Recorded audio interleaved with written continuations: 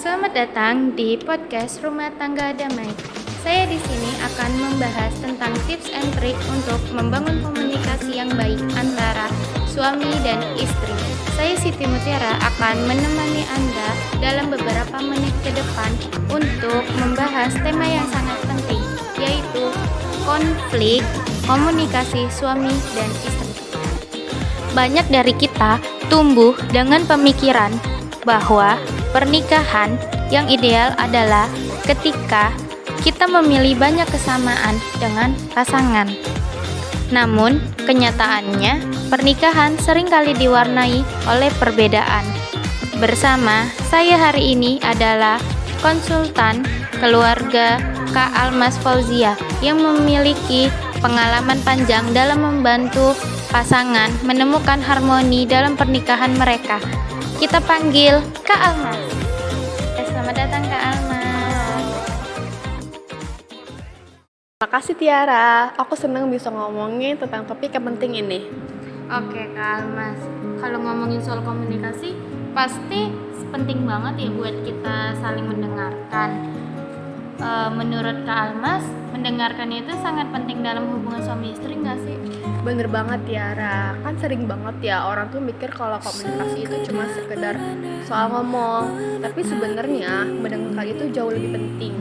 Karena dengan kita mendengarkan, kita bisa benar-benar memahami perasaan dan pikiran pasangan kita. Kalau cuman berbicara tanpa mendengarkan, kita nggak akan tahu apa yang sebenarnya mereka rasain.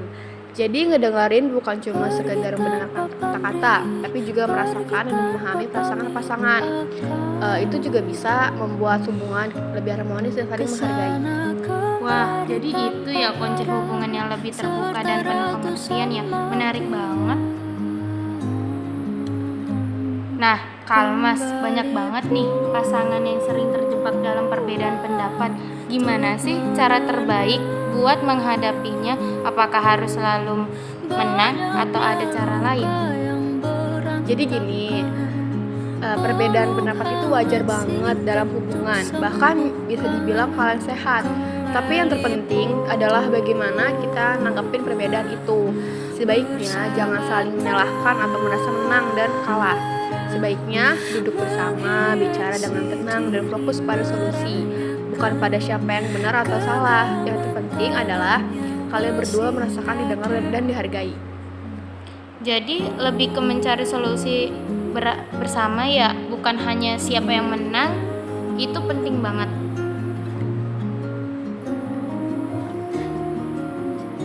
Nah Kak, ini juga pertanyaan yang sering banget muncul di komentar-komentar podcastku. Banyak pasangan yang merasa kesulitan menghindari konflik bahkan dalam hal-hal kecil. Bagaimana sih cara untuk menghindari konflik yang gak penting itu? Ini penting banget. Konflik itu kadang muncul karena komunikasi yang gak jelas atau kita memendam perasaan. Jadi yang terbaik adalah selalu menjaga komunikasi yang terbuka. Kalau ada hal yang mengganjal, jangan ditahan-tahan. Jangan sampai masalah kecil jadi besar karena gak dibicarakan.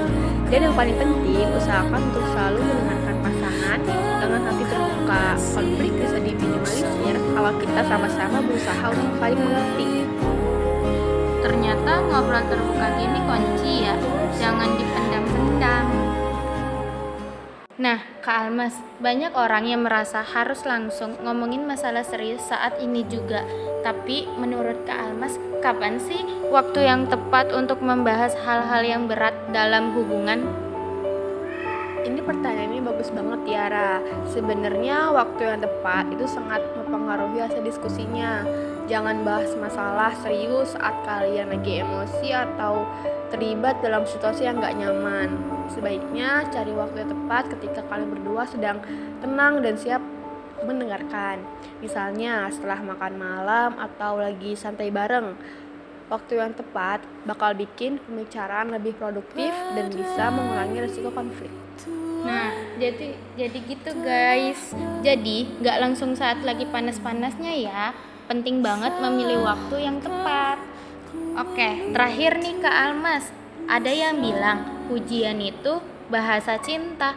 Menurut Kak Almas, seberapa penting sih memberi pujian pada pasangan dalam keseharian kita? Wah, ini pertanyaan yang sering banget saya dengar, Tiara. Pujian itu ternyata punya dampak yang luar biasa loh dalam hubungan. Dengan memuji pasangan, kita nggak hanya membuat mereka merasa dihargai, tapi juga meningkatkan rasa percaya diri mereka. Hal-hal kecil seperti terima kasih sudah bantuin aku, atau kamu terlihat keren hari ini, itu bisa membuat suasana hati pasangan jadi lebih baik. Dan akhirnya hubungan juga jadi lebih harmonis. Jadi jangan pelit pujian.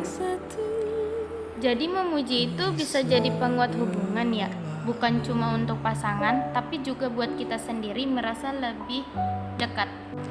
Wah Kak Almas, terima kasih banyak ya atas cerita pengalaman hari ini yang sangat luar biasa. Semoga tips dan trik yang tadi itu akan bermanfaat bagi pasangan yang mendengarkan podcast kali ini.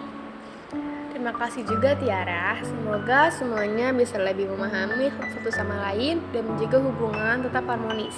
Sampai jumpa di episode selanjutnya. Oke, sampai jumpa semuanya. Jangan lupa untuk mendengarkan podcast kami terus ya. Dadah!